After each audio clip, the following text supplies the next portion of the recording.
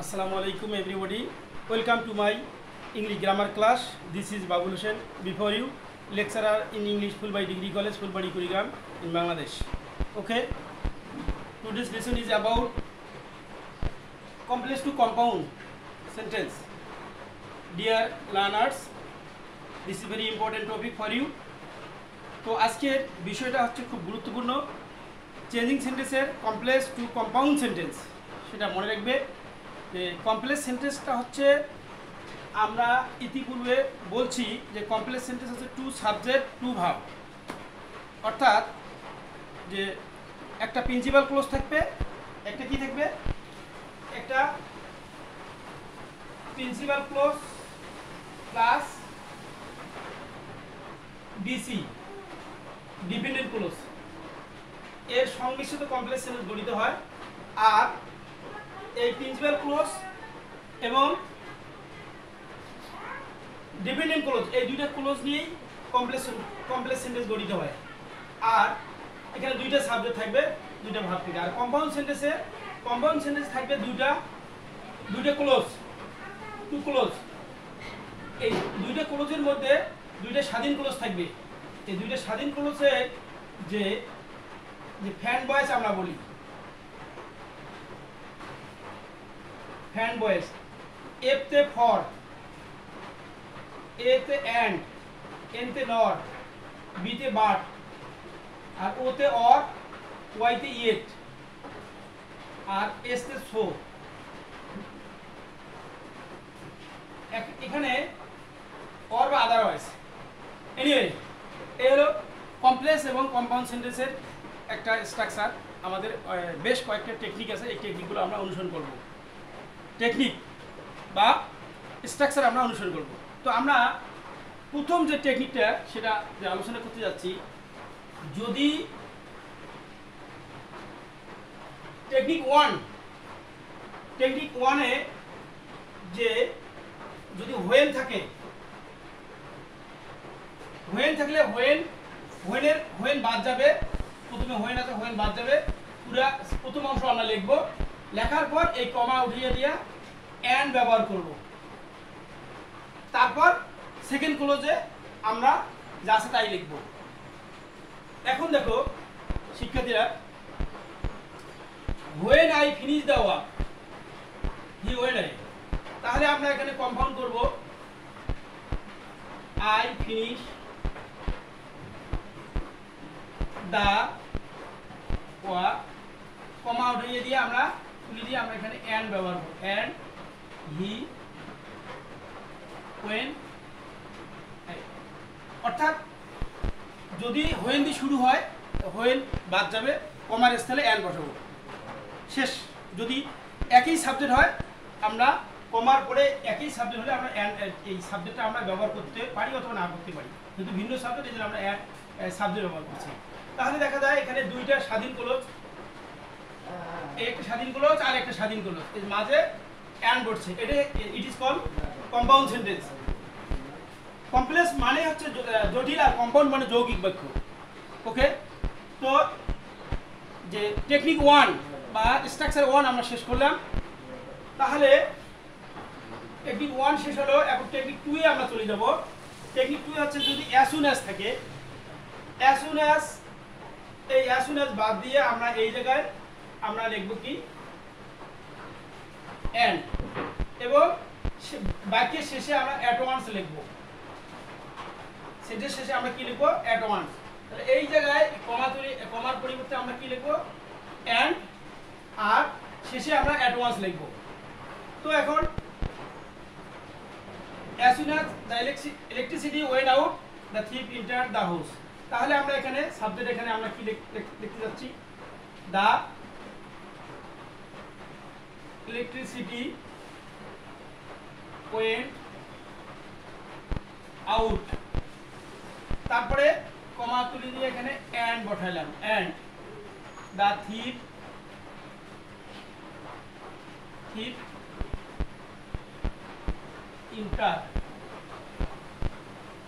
entered the house at once. এই হলো technique two. আর technique 3-তে আমরা চলে যাচ্ছি। টেকনিক 3 বা স্ট্রাকচার 3 হচ্ছে যদি কোনো সেন্টেন্সে কমপ্লেক্স সেন্টেন্সে সিন্স বা অ্যাজ দ্বারা শুরু হয়, সিন্স বা অ্যাজ দ্বারা যদি শুরু হয়, সিন্স বা অ্যাজ দ্বারা শুরু হয়, আমরা কমার স্থলে আমরা অ্যান্ড সো অথবা অ্যান্ড দেয়ারফর ব্যবহার করব। তো যদি অ্যাজ বা সিন্স থাকে, অ্যাজ বা সিন্স তুলে দিয়া আমরা প্রথম ক্লোজ লিখব, সেকেন্ড ক্লোজের পূর্বে অর্থাৎ কমা উঠিয়ে সেকেন্ড ক্লোজের পূর্বে আমরা অ্যান্ড দেয়ারফর অথবা অ্যান্ড সো ব্যবহার করব। তো দেখো, since he was ill he could not attend the conference, তাহলে আমরা এখানে কি লিখতে পারি, he was ill কমা দিয়ে and so he could not attend the conference। তো এখন এই কমা উঠিয়ে আমরা and so ব্যবহার করলাম, যেহেতু একই সাবজেক্ট আমরা এখানে হি ব্যবহার করতে পারি, নাও করতে পারি, ব্যবহার করলে সমস্যা নাই, সেম সাবজেক্ট থাকার কারণে আমরা এই সাবজেক্টটা উঠিয়ে দিতে পারি। ওকে, তো টেকনিক 4-এ আমরা যাবো এখন। তো এখন যদি কোনো সেন্টেন্সে দো অলদো থাকে, যদি কোনো সেন্টেন্সে কি থাকে, দো অলদো, দো অলদো থাকলে আমরা এই দো অলদোটা তুলে দেব। আর সেকেন্ড ক্লোজের পূর্বে যে কমা আছে, ফার্স্ট ক্লোজ সেকেন্ড ক্লোজ, এই কমার পরিবর্তে আমরা বাট বা ইয়েট ব্যবহার করব, বাট বা ইয়েট, ওই যে ফ্যান বয়েসের কথা বলছি, বাট বা ইয়েট। তো এখন দেখো, দো রানা ওয়াক ফাস্ট, যদিও রানা দ্রুত হেঁটেছিল, he could not catch the bus, বাসটি ধরতে পারে নাই। তো এখন দেখো, এই যে দো অলদো থাকলে আমরা দো অলদো বাদ দেবো, তাহলে আমরা এখানে কি সাবজেক্ট কি নিলাম, রানা ওয়াক ফাস্ট, কমা বাদ দিয়ে এখানে আমরা কি নিলাম, বাট হি কুড নট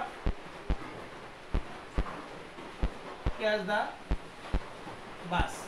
তো এখানে আমরা এখানে সাবজেক্টটা তুলে দিতে পারি। এই হলো টেকনিক 4। টেকনিক 4-এ হচ্ছে দো অলদো থাকলে আমরা দো অলদো উঠিয়ে দিয়া যে কমার স্থলে আমরা বাট ব্যবহার করে আমাদের কম্পাউন্ড সেন্টেন্স করে দেব। ওকে, তারপর টেকনিক 5-এ আমরা যাচ্ছি। টেকনিক 5 হচ্ছে যদি কোনো সেন্টেন্সে ই plus subject verb extension plus second clause থাকে, ই প্লাস ইফ দিয়ে শুরু হয়, ই plus subject verb plus extension plus comma plus second clause, তার মানে দুইটা ক্লোজ থাকবে, কমপ্লেক্স সেন্টেন্সে দুইটা ক্লোজ থাকবে। তখন ইফটি আমরা কি করব, এখানে ইফ প্লাস সাবজেক্ট এই বাদ যাবে, তখন আমাদের স্ট্রাকচার এরকম হবে, টেকনিকটা এরকম করতে হবে, imperative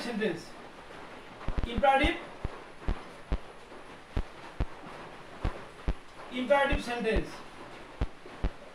plus and plus clause. অর্থাৎ ইম্পারেটিভ সেন্টেন্স হচ্ছে এখানে যদি ইউ কোনোদিন থাকে কোনো জায়গায়, যদি ইউ থাকে তাহলে আমাদের ইউ পর্যন্ত বাদ যাবে। এর আগে ইম্পারেটিভ সেন্টেন্স বলা হচ্ছে যে ইউ গো টু কলেজ, তাহলে ইম্পারেটিভ সেন্টেন্স হলো গো টু কলেজ। আর এখানে যদি ফার্স্ট পারসন থাকে আই গো টু কলেজ, তখন late me go to college আমাদের ব্যবহার করতে হবে। এই জায়গায় যদি ফার্স্ট পারসন বা থার্ড পারসন থাকে লেট ব্যবহার করতে হবে। সেটা কীরকম হবে, if I go to college I can learn many thing. If I go to college, যদি আমি কলেজে যাই I can learn many thing. এখানে let me go to college and learn many thing, and I learn many thing. This is first person example. আর third person থাকে শুধু without second person ব্যতীত যদি অন্য পারসন থাকে তাকে লেট ব্যবহার করতে হবে। তাহলে আমাদের প্রথম জানতে হবে রুলটা, ইম্পারেটিভ সেন্টেন্স তার মানে close, imperative sentence plus and, কমার স্থলে অ্যান্ড বসবে, এবং আর বাকি সেকেন্ড ক্লোজ যা আছে তাই।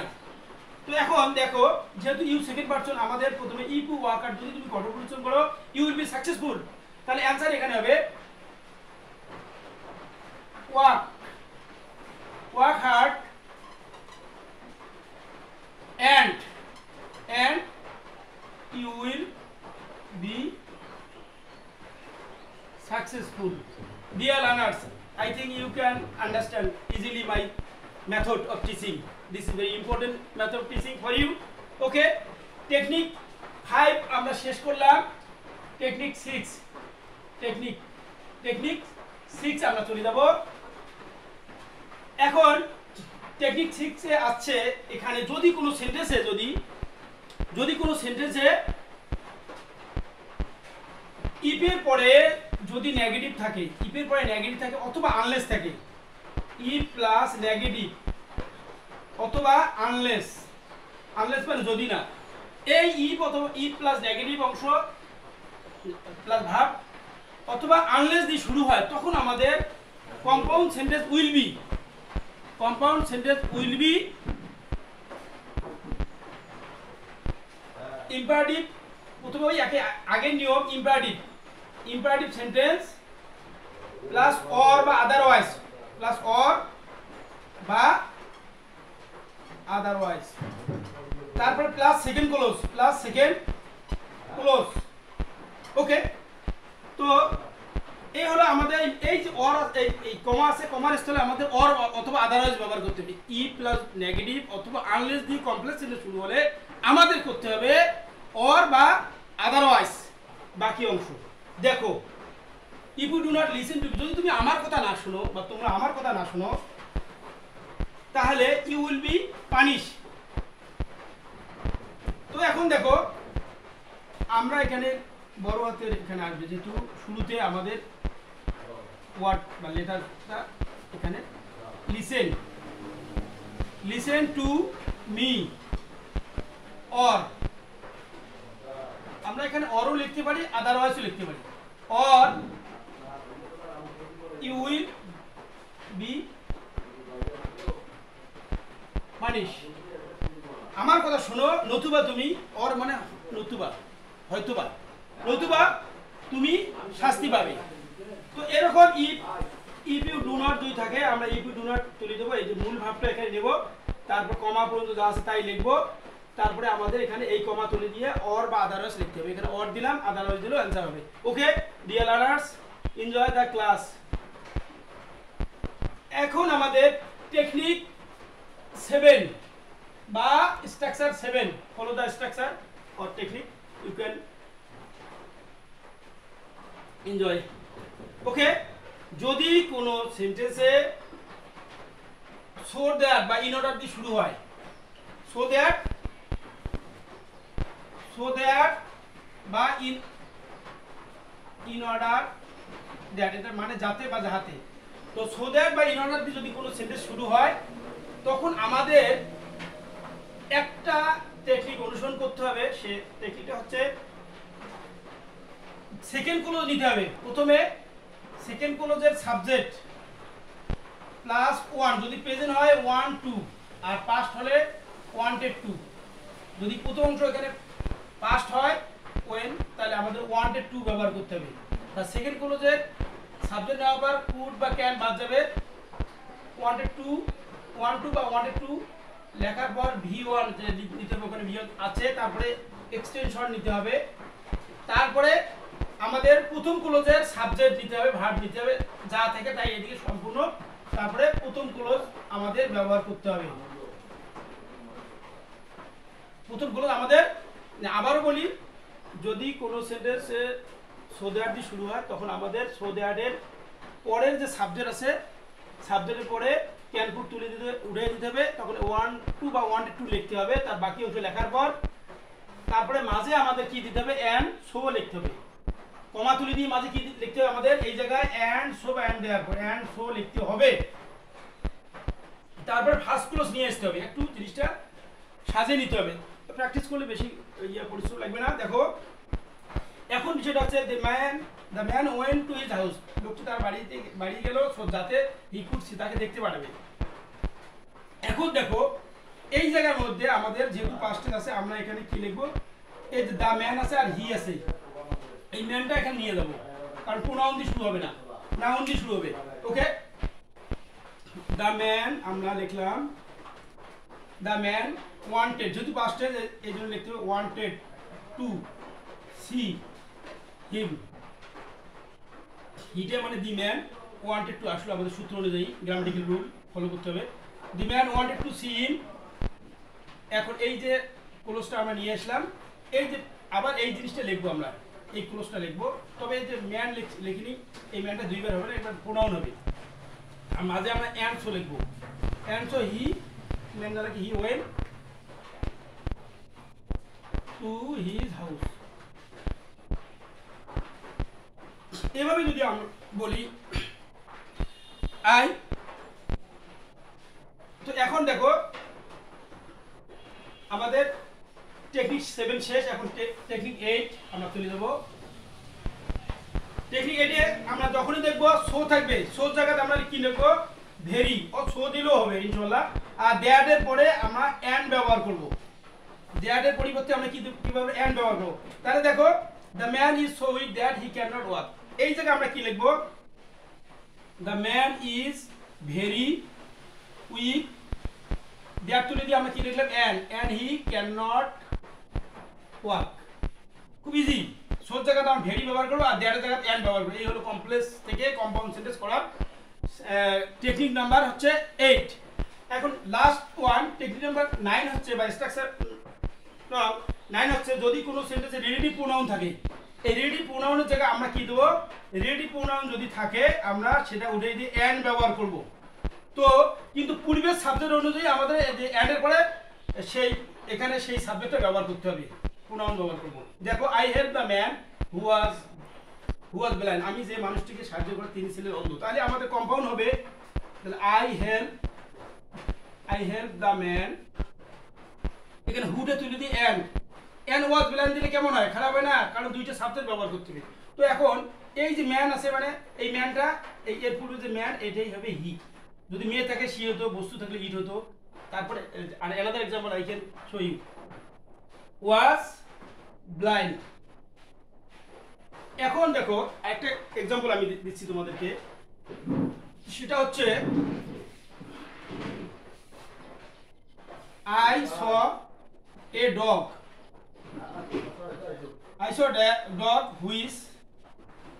which was cute বা black।